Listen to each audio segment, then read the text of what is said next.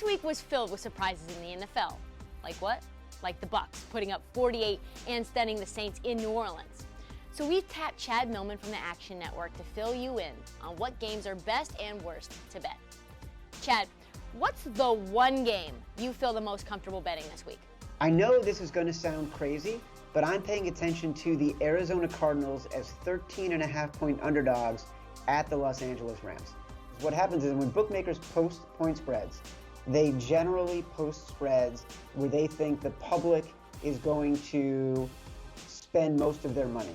That's how they inflate the lines. So the Rams beat up on the Raiders in week 1. The Cardinals get killed by the Redskins in week 1. So automatically, especially the Rams were in prime time on Monday night, so automatically that line gets inflated. If this game had been played in week 1, the line is probably closer to 9 or 10. The Rams are favored by 9 or 10. Now they're favored by 13.5. To me, that feels like a number that is way too high, so I am probably going to go on the Arizona Cardinals. I have to give you props. You were spot on staying away from the Steelers and the Browns. So what's the game this week you're not touching with a 10-foot pole?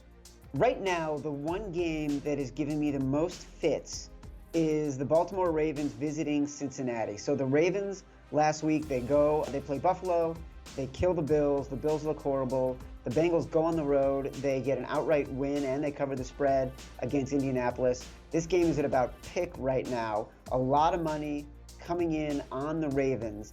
I'm not quite sure what to make of these teams. Like the Ravens played a team that was so bad, how can you really judge how good they are?